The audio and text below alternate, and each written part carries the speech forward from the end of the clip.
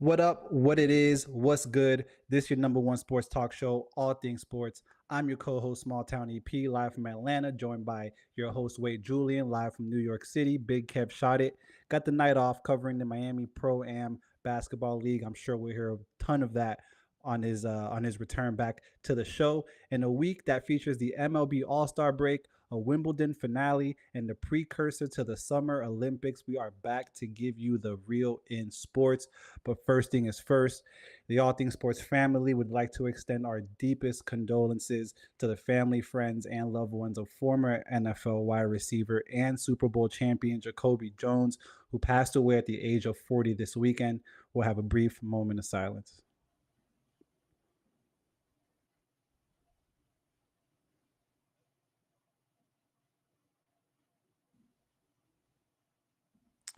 June, good to talk to you again, man. Whew.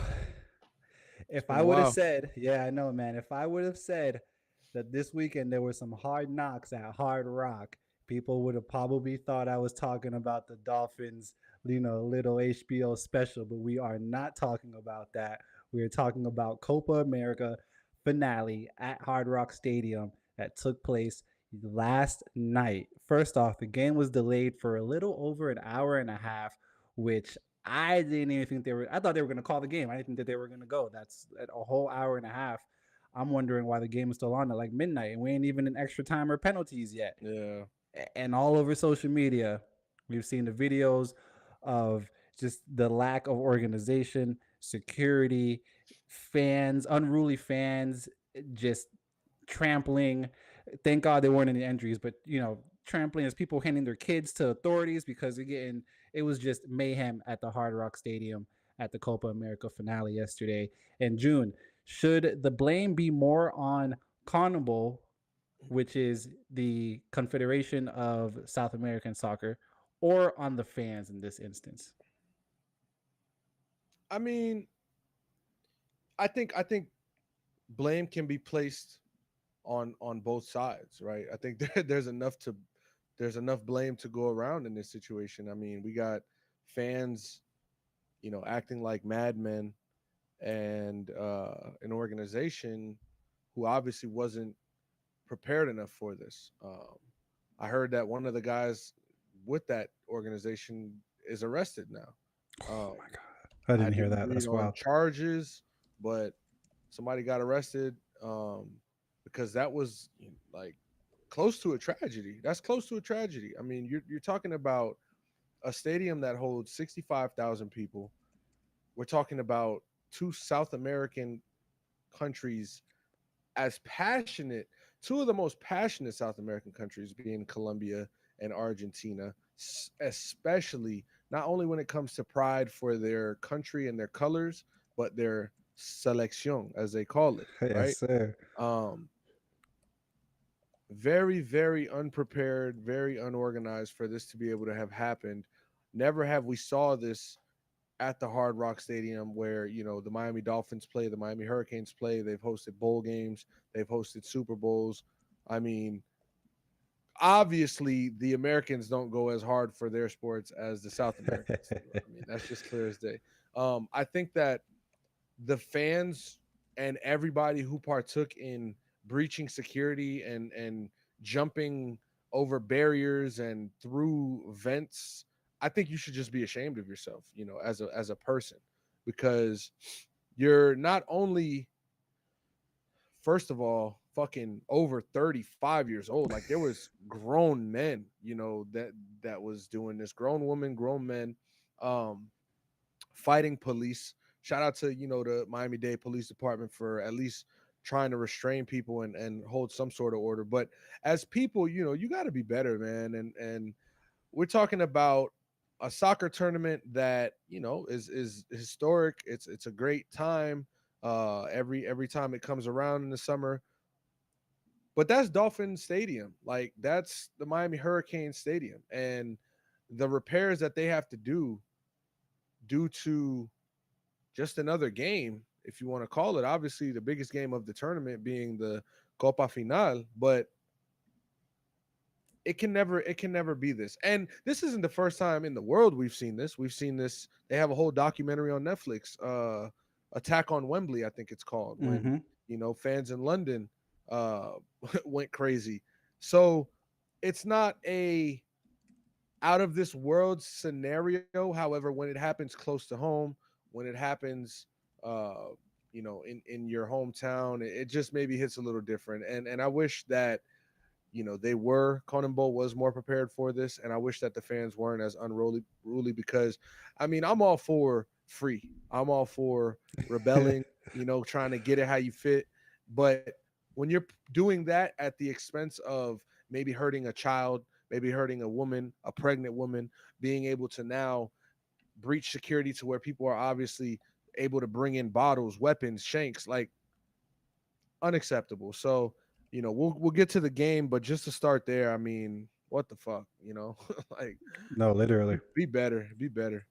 No, absolutely. A couple things. We are set to host the World Cup in 2 years, and you know, Hard Rock is going to be one of the main stadiums, along with the Yeah, Mercedes-Benz Dome in Atlanta, along with MetLife in East Rutherford, New Jersey. Like these are yeah, major stadiums, and it kind of it's a little alarming to think about, like, hey, are we prepared to have this influx? I know that we did the Olympics in 96, but our infrastructure isn't what wasn't isn't now what it was then. Obviously it's a little yeah, further along, but we didn't have Hard Rock as we know Hard Rock now. This is 96, so it's probably, I mean, I think Pro Player was like the early 2000s, so this might be still be Joe Robbie in the late 90s. We didn't yeah, we weren't yeah, having big things there like that, bro. You know what I mean? So it kind of definitely calls into question, like, hey, are we going to be prepared in 2 years to take on this influx of international fanatics? You know what I mean? yeah, Fans is short for fanatics, and that's on the extreme end. What we saw at this finale last night was a bunch of fans crawling through vents through it. Like, man, I saw the Chiefs win my first title in Miami. Ain't no game worth a night in jail to me, bro. I'm so sorry. And like you said, I'm all for the unruly, for the free, but at the expense of possibly, like you said, children being injured, just casual bystanders being injured.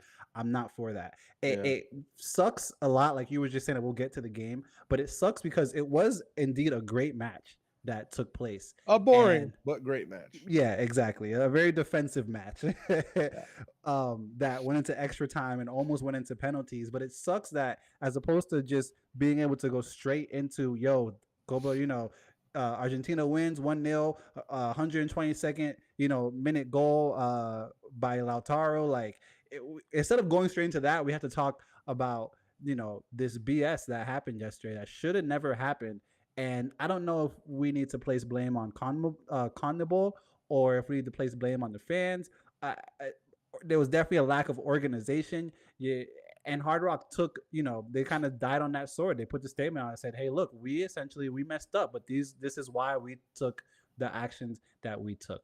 I think that both parties are to blame in this instance. Both the organizational committee, who did this for the first time. This wasn't USA Soccer. This wasn't yeah, this wasn't FIBA that was doing this. This was the South American Confederation of Football.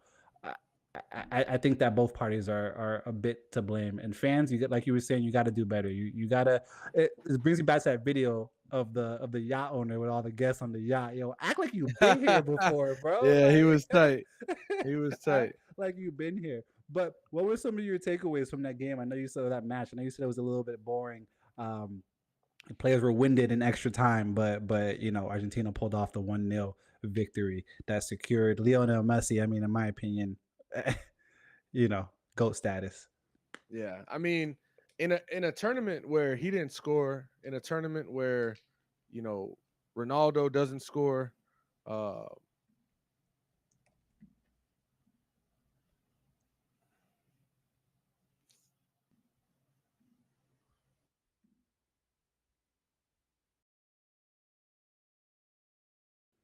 I think that we might have lost Julian for 1 second, but as he was saying, yeah, Lionel Messi didn't score. He actually left this match in about the 55th, 56th minute, if I'm not mistaken. Um, Ronaldo didn't score either. I know that they were bounced a little bit earlier in the match, and it just kind of it definitely resembled those facts definitely resembled the match that we saw yesterday, and it being a very defensive stronghold. Do we have June back? I do. You're good.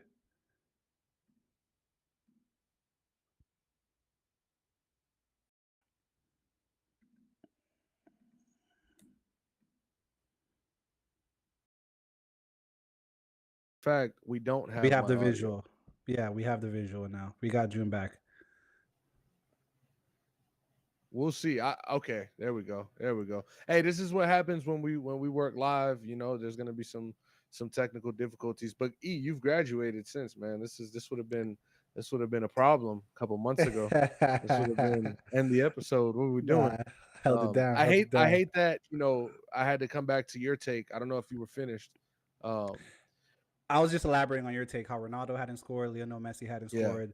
Lionel left in like the 50th or 60 something minute with that yeah. horrific ankle injury. That looked Yeah, nasty, that was nasty. I mean, that was nasty. And I'll tell you what, soccer is at the bottom of my top five as far as favorite sports to watch. It's not even in my top five favorite sports to watch. I mean, if we're gonna off the top of the head, NFL, NBA, college football, uh, hockey, and then MLB or college basketball at that fifth, right? Like, but I mean, the acting that goes on, it's like, and like it's so sissy like, and the fake crying, the faking an injury, the act, I can't, and I'll never be able to get over it, and that's one thing that drives me nuts watching soccer. It's a part of the game. It is what it is, but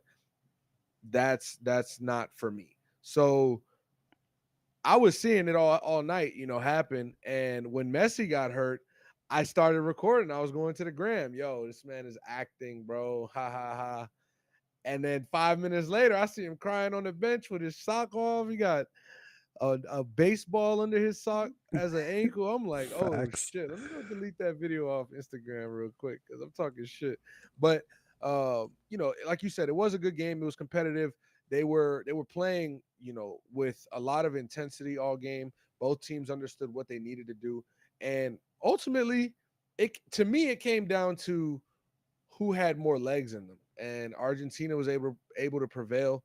Colombia, let up a late goal in the second leg of the extra time, and they just let the defense. They just let the forward get behind them on defense, and I mean it was 1-on-1 with the goalie, so it wasn't much to do there. But I was expecting, a 0-0 penalty kicks final, which no Messi. I don't know. It could have went either way. I was going for Mm. Colombia. But hey, shout out to Argentina, coming off of a World Cup win, winning the World Cup, then winning the Copa America.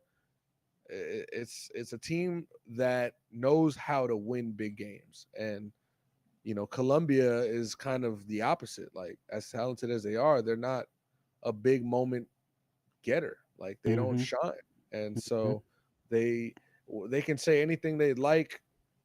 They can cry about, officiating. They didn't put one goal in the net, so it's hard to argue, and Argentina did. So shout out to Argentina.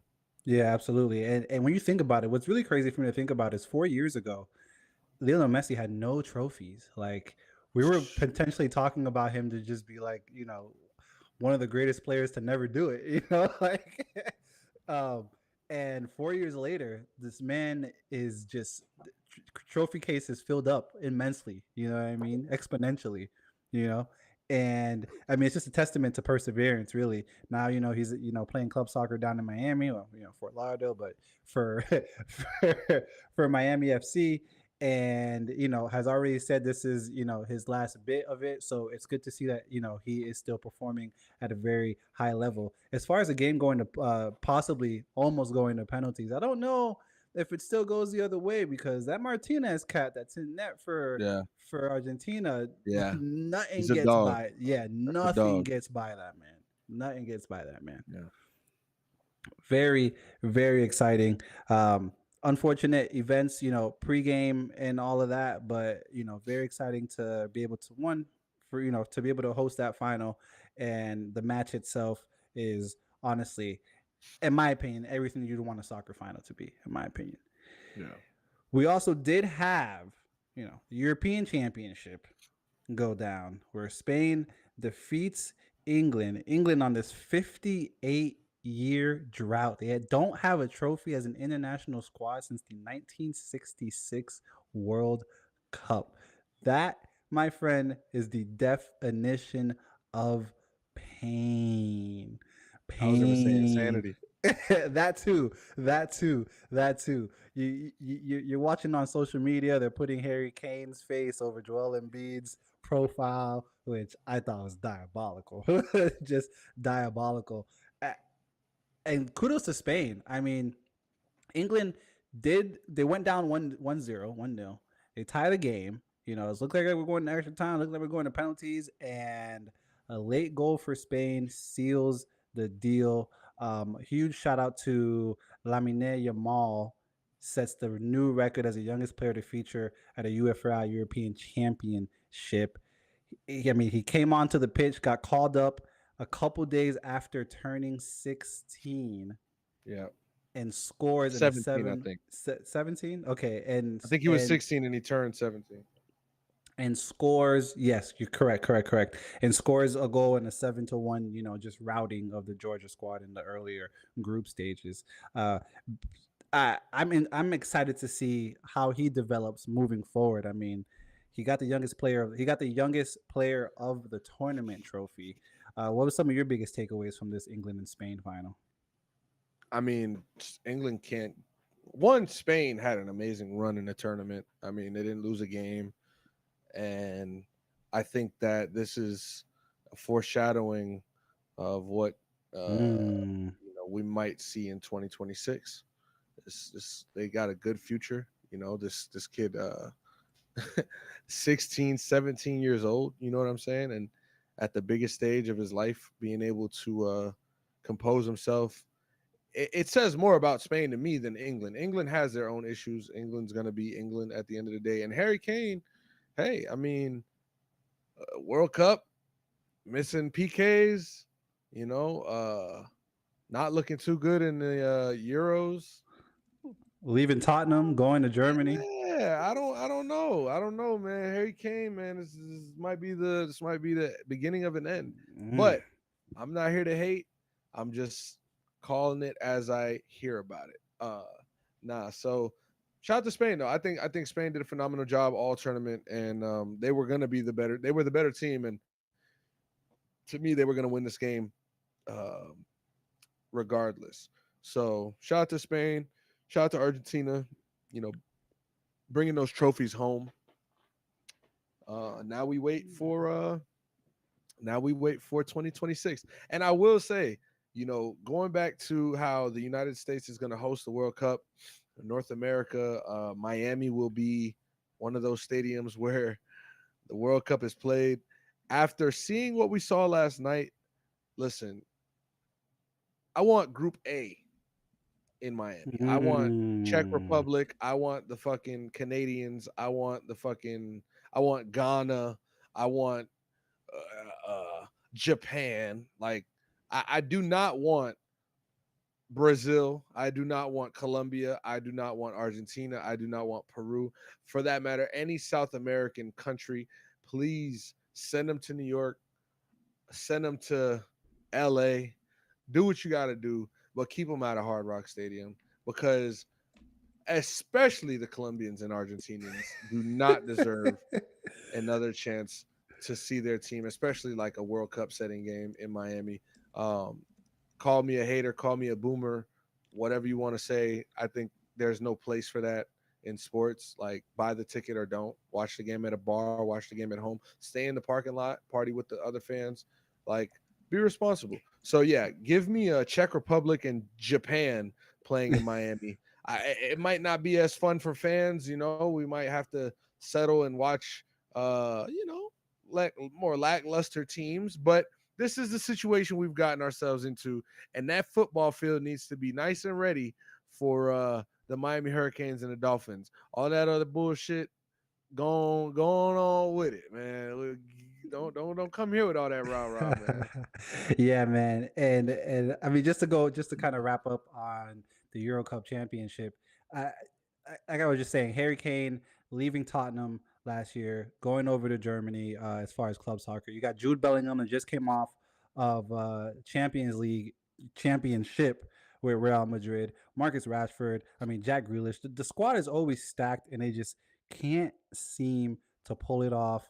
Hopefully, they they do something in these next 2 years, a little Yeah. damage control to see what happens. I was gonna keep it in the international play and go over to Wimbledon, but I'm looking at the chat and then I had to verify it because last time I looked at the chat and tried to verify something, it wasn't that. But breaking news: Cameron Payne, 9-year veteran, does sign a deal with the New York Knickerbockers, 1 year, $3.1 million veteran minimum. June. I know this is breaking news, so it's hitting you as quick as it's hitting me. Right. Right. What are your takeaways? Like Lou said in the chat, not a move you thought we'd see, but hey, here we are. Um. Reunited with his Phoenix Suns Western Conference Finals brother, Mikal Bridges. Facts. Um. Jalen Brunson, Deuce McBride, Campaign. I mean, Campaign is a good player. First and foremost, I don't necessarily like his game. I don't necessarily like watching his game, but I can't deny the fact that he had a huge impact for Philly and he had a big impact in Phoenix that year he was there, and he had some good minutes for the Bucks. But last year in Philly, he was knocking down some big shots in big time moments during the playoff run against those same Knicks. So obviously they saw something that they liked. Um, I'll say this: Ian Begley, he's a Knicks reporter. He says the Knicks use their veterans minimum exception to sign Campaign. Knicks also had registered interest in free agent Tyus Jones, among other Hmm. things. They like that Payne has playoff experience, which totals 47 playoff games in the past 4 years. Played in some big time moments. And one note on Miles McBride, which Deuce McBride comes to mind because do they move on from Deuce McBride? Are they going to keep him as depth? What's going on? They said, I don't think the Knicks signing campaign is a direct reflection of how they view McBride. They had no interest in including him in the Mikal Bridges deal. And they said that they view McBride this offseason as an off ball guard who can also handle the ball. So nothing promising, nothing certain about that Deuce McBride situation. However, it is something to monitor. I would think the best thing the Knicks would do is keep both of these guys because, Campaign, as we said, he adds a lot of experience and depth, and he can shoot the ball at the guard position. So, it'll be interesting to see how they do. The Knicks are just kind of bolstering up their roster right now and showing the rest of the league like, look, yo, like we got some dogs over here. We Campaign is a dog. I'm not gonna act like he isn't. He gets down and dirty. He's willing to do the little things. You got him, Brunson, Bridges, Anunoby. I mean, hey, I'm not mad at it. I kind of actually like this. I actually kind of like this pickup for the Knicks. Yeah, and he averaged last season 7.5 points, 2.6 assists, and shot 39% from beyond the arc. It was split between Milwaukee and Philadelphia because he did play for both teams last season. Definitely, like Lou said, nothing crazy, but definitely a role player. In addition, a dog added to the lineup. That I mean, 40% from three. Some of those shots, a lot of those shots fall for the Knicks last year in the playoffs. That Yeah. it's a different story, but that's neither here nor there. I'll take it back to like I was saying to the international play in Wimbledon. Carlos Alcaraz defeated Novak Djokovic for his second straight title at Wimbledon. Young cat, This kid 21 is years old. great, bro. It's impressive, man. It's absolutely impressive. What stands out to you most about this Alcaraz kid, man? 3 straight sets, by Uh, the way. just swept them. Like Yeah, get I was off gonna get off the say court. I think that he just makes it look easy. Like the first time I watched him was actually before I moved to New York. Around this time, it was two Wimbledons ago, where I think he came up short. But man, like he's so smooth. This kid is Hmm. smooth. What is he? 21? You said Yeah. 21. Wow. And at that time he was 19. So just goes to show that yeah, nah, this kid got it. But if I could say anything about him, I'm not the biggest tennis guy. I don't watch all of his matches. I don't keep up with everything. I'm definitely gonna catch some highlights on Sports Center. I won't turn my head when they show them. But growing up, I'll say this: growing up, we had guys like Andre Agassi, Roger Federer. Obviously, now Novak Djokovic is toward the end of that. Rafael Nadal. These guys, to me, the similarity between them was that they made it look easy. Hmm. And Serena Williams, right? We could even throw Serena Williams in there as far as how they every year you expect to see Novak Djokovic in the final. You expect to see Roger Federer in the final. You expect to see Rafael Nadal taking care of business. Now, for the next 15 to 20 years, Carlos Alcaraz is going to be the name that guys want to beat. Guys want to take his spot. It's going to be at the championship. It's going to win more Wimbledons. It's going to win more U.S. Opens. Like, that's the name right now. He is the Scotty Scheffler I like of that comparison. tennis right now. So shout out to him. Shout out to Scotty Scheffler too, who was a ESPY's Male Athlete of the Year nominee. Yeah, I definitely second that, man. He's making it look easy. You're defeating the greats. I mean, you're cementing yourself as possibly the new face of men's tennis. And I mean, as a Spanish national, you know, what more could you want from a young kid stepping up to the plate and executing as it needs to be executed in the biggest moments of his life? This is the second time that he's done this. And it's the second time that he's beat Djokovic Yeah, at Wimbledon in the in, title. in as many years. Yeah, I think that we leave that one at that because it's definitely, like I said, 21 years old, just turned 21 2 months ago, and just again, I think we say this phrase every single pod: stand on business, bro. That's what he's Yeah, doing. He stepped onto the court and he's yeah, standing on business. Earlier in Wimbledon, Djokovic had a little bit of a presser where people were, a little critical of his reaction to, kind of being booed a little bit, and you know, yeah. it seems like, I don't want to say he's on his way out because that sounds a little harsh, but damn, Reality. yeah, I mean, age is absolutely. age, man. Father time, man. I can't do nothing about that, bro. What you want me to do? You know what I'm saying? So, hey, shout out to What Alcaraz. absolutely what it is and what it's not. And to keep it an international, a lot of internet. This might just be the international pod for real because this is another international topic. The USA plays Australia today and allows Australia to score 68 points in the paint. June, should the USA be worried? Is Joel Embiid not on this team? Because hey, no, I don't think they should be worried. I think that one, they're not even.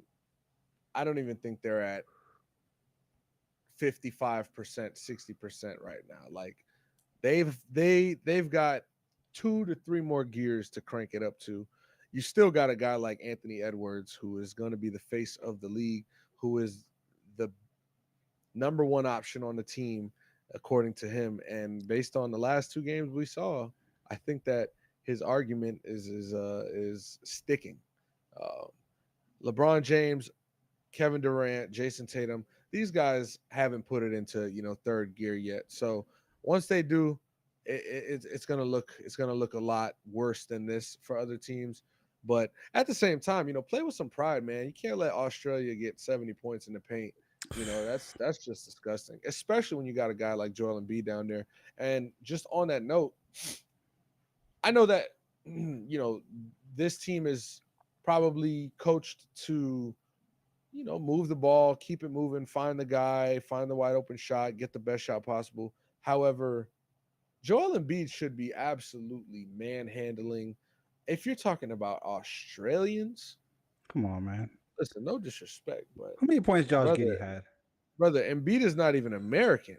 Like he is way too strong and fast to be struggling like this and to not put up, 20 and 15. Like Anthony Davis had a 14-17 game today and held us down.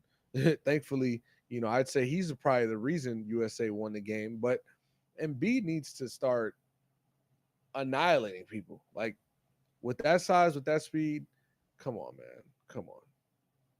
No, I totally agree. I totally agree. I don't think that the USA needs to be worried. This like the headlines that were coming out of this game, obviously, like Australia almost came back. They scored 68 points in the paint.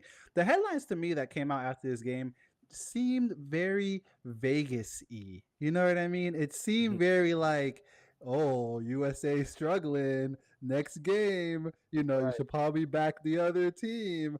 And I'm gonna go on record right now. I don't know what the point spread's gonna be. I don't even think they offer point spread in Olympic basketball. But um, if you can and you got, I know somewhere out there, there's definitely some books that have Olympic basketball on there. And if you do, take the U.S. whoever they play next, because there's no need to be Yeah. worried. This is a team that this is their, I wouldn't say their first real game because they played Canada last week in that little, kind of precursor game. But they're gelling. They're figuring out the kinks right now. They're Yeah. they're they're figuring it out, and I don't think that you need to be worried. That the U.S. needs to be worried. I think that they will be way more than okay. But the headlines that came out of this definitely seemed very uh, like somebody at MGM, sent Yeah. them over to to uh to them to post. I don't know what else, really to come about it, but I don't think that the US needs to be worried at Hey, I all. I do think that we need to be worried about who we're letting sing the national anthem at all-star games and whatnot. I heard, or there is a tweet saying, is this the worst national anthem ever? And I'm gonna play some of it. Not gonna play the whole Let's thing, but go. I I, let's I be check this scrolling out. through Twitter and I was listening. I was watching. Bright stars through the perilous fight, o'er the ramparts we watched were so gallantly streamed. Players bow when the player starts bowing their head. And its red glare, the bombs bursting in air, No played way. through the night, that our flag was still up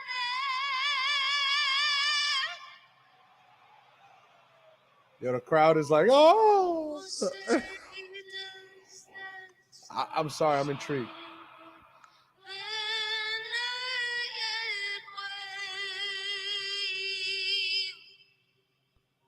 I gotta hear this finale. For the land of the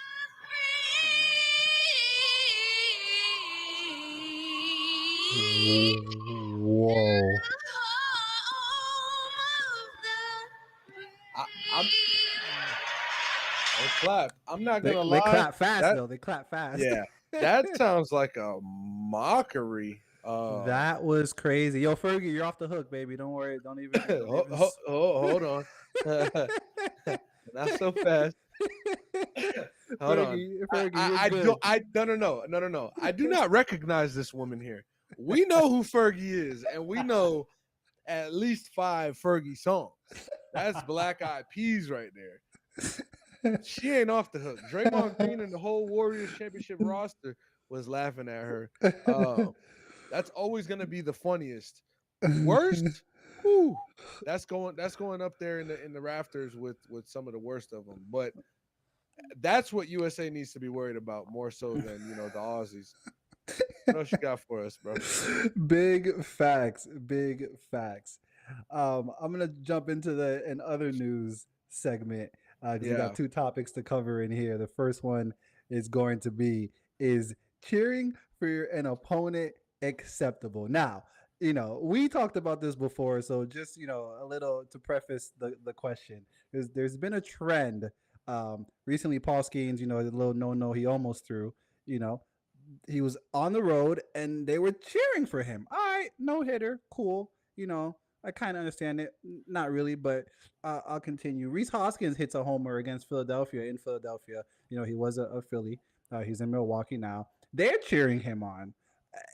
So, June, is it acceptable to cheer for an opponent in your house? It's super circumstantial. Super circumstantial. um, Paul Skeens, man, a rookie pitcher who has pitched his way to the All-Star game to start for the National League out of Pittsburgh. A Pittsburgh Pirate starting pitcher is the All-Star game starter for the National League. Let's let that sink in. Throws almost a no-no. Flirts, I think, into the 7th inning with a no-no. Hell yeah. Like, listen, Kev was talking to us earlier. Shout out to Kev. This is a note, like, you don't pay for a baseball game to go watch a no-hitter. You don't even pay for a basketball game to go watch anybody score 80 points, let alone 60. You pay because probably like the team that's playing. You might like one of the players or some of the players on the opposing team that are coming to your town. It might be, in a Philadelphia Phillies case, Reese Hoskins, a former player coming back, and, Dwayne Wade playing in Miami for the first time with the Chicago Bulls jersey. Hell no, I wouldn't have fucking cheered when he scored. And that's and y'all know how I feel about D Wade. That's my guy. So, again, circumstantial. D Wade coming back to fucking Miami in our rival's jersey, scoring buckets on us. Get out of here. I might boo you.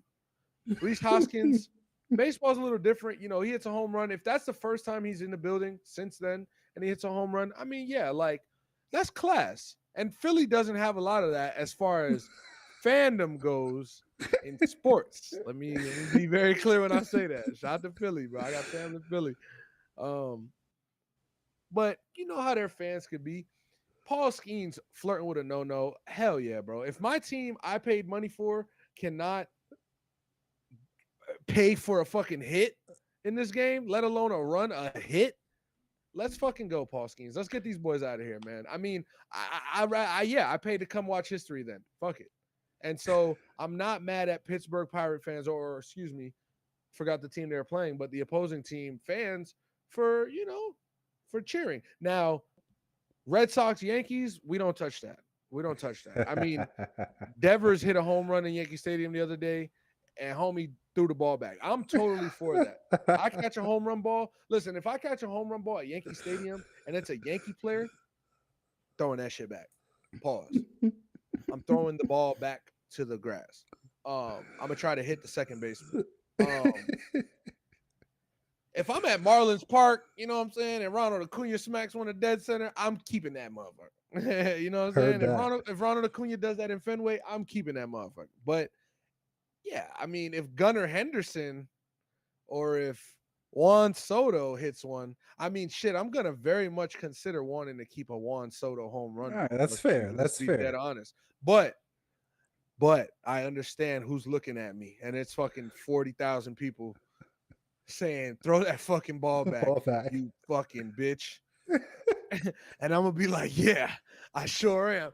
And I'm gonna throw it back. Pause again. Ball to the grass. But I think for certain moments, Kev also brought up 80 points. Devin Booker going for 70 points against the Boston Celtics.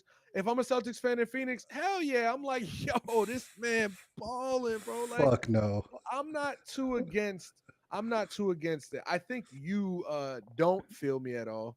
and Nah, kind of I ride with can't. the other side. Yeah, I can't. I can't. I can't. You think? Do you think that there was Boston Celtics fans in the Garden cheering on Jordan when he scored 63? I hear you. I I hear. don't I don't like the example you're giving where Boston fans cheering on a very successful black man from an opposing team. That's fair. You I know don't what? think they That's would fair. ever cheer for him in That's any fair. circumstance. All right, so let's call this Boston something. fans weren't cheering for their own black guys at one point. All right, like All right, no, they weren't cheering for Michael Jordan. let's something a little more recent. Let's say you're a Serbian national. You've been watching tennis your entire life. Are you happy that Carlos Alcaraz is kicking Novak's That's ass for the second year in a row? Are you just like, oh yeah, you swept him off the court? Let's go, man. Keep it up. I'm not yeah, saying don't I think admire the greatness, but I just think that cheering for the opponent when they're in your home stadium. Marlins Park, Braves are there. I got what do you say, June? I got no horse in the game. If I don't got no horse in the game and I'm watching greatness, absolutely. But I don't know, man. I don't know what other example to give. Like I'm trying to think of a football Hey, one, maybe. we had a great example. And I think we saw eye to eye on this, so it might not be such a great example, but it's a fun one. You go to fucking Watsco Center or whatever it's called these days, and Duke is playing the Hurricanes, and the Hurricanes fucking beat Duke and storm the floor. You storming that floor? No, I'm not. I didn't Okay, do it. I okay. didn't do I it. know. I said I I wouldn't either. I'm not I gonna lie. couldn't do I it. said I wouldn't either. Especially not in blue. I'm probably getting trampled. Although it seems like a very fun experience. Hey, listen, if I was 19 and they stormed the court, I might act like a 19-year-old and go storm that court.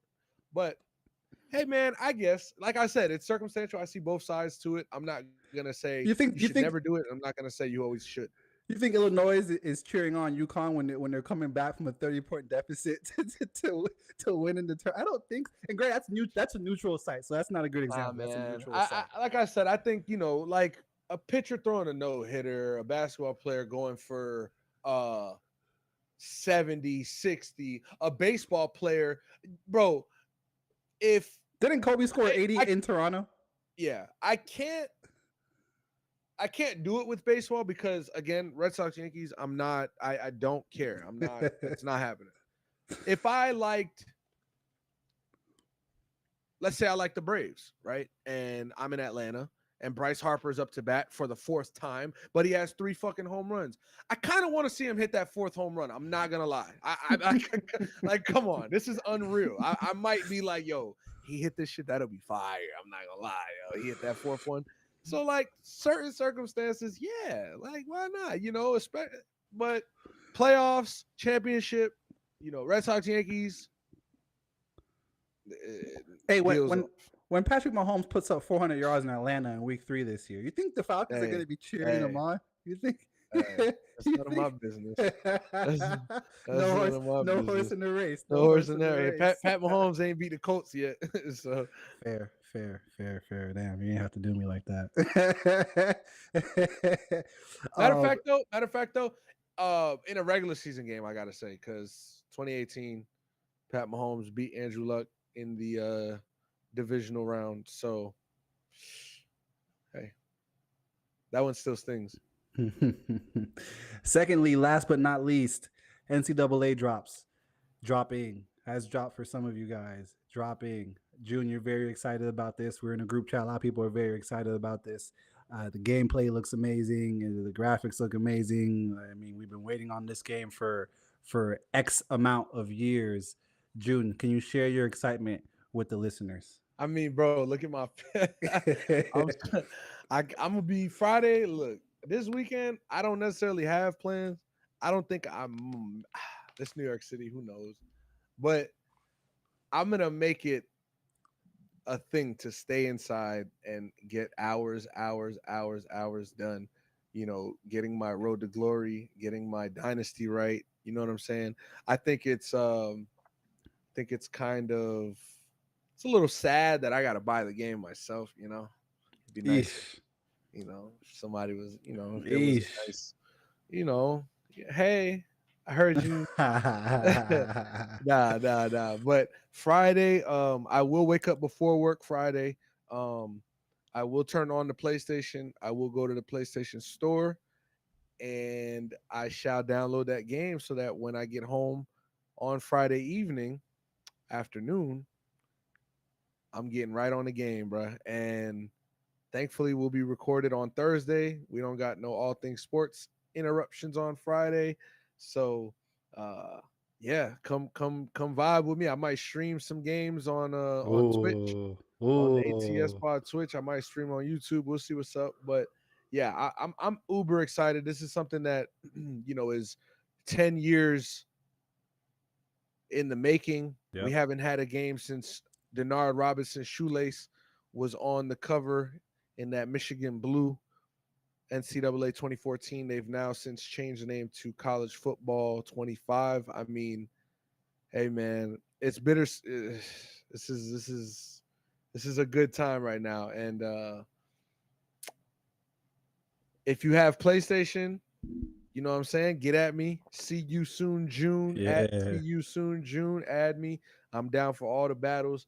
By the way, if you haven't bought the game and you don't mind waiting a couple extra days after the weekend to receive it, and also don't mind having a hard copy digital, sorry, not digital, hard copy disc, QVC, the website, QVC, is having a $30 off sale. You can get the game instead of the subtotal coming out to $82 after tax, it comes out to $49 and change.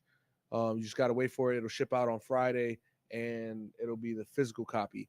I love the sound of $49 for this brand new game, but I don't love the sound of get this game next week. I need the shit Friday. Heard that. So, Heard that. hell Not a yeah, bro. second before. Well, if you get it before, it'd be cool, but not a second later. You heard? Drew, you got anything else you want to touch on before we wrap this up? Pause. Pause. No, Facts. that's funny. No, football season is almost here. Training camp's Mm-hmm. about to open up. I think the Texans kick off training camp next week. Hall of Fame games coming up. August 1st, if I'm not mistaken, Hall of Mm-hmm. Fame game. Um, and yeah, we're just, we're slowly getting out of the summer. I mean, we only got like 45 more days of summer, 40 something more days of summer. And to me, shit, it's already July 15th. 2024 is already halfway done. You know what I'm saying? So for those who are watching, I appreciate you. Get on your, on your shit. Handle what you got to Facts. handle. Stop putting that shit off for tomorrow, and get to it, because soon enough it'll be Halloween and it'll be Thanksgiving and we got Christmas money. Like, shout out to y'all for listening, man. Appreciate y'all. We'll see y'all on what's that? Thursday morning. Thursday morning. Thursday morning. Thursday morning. Ladies and gentlemen, boys and girls, children of all ages, this has been your Monday evening All Things Sports talk show, your number one sports talk show, brought to you by Small Town Productions. Episode as we crossed that 47, almost 48-minute mark. If you tuned in on the live, thank you so much. If you're tuning in after the fact, you could have been anywhere in the world, but you were tapped in, tuned in with us. We appreciate you so much. And like June just said, we'll see you guys Thursday morning.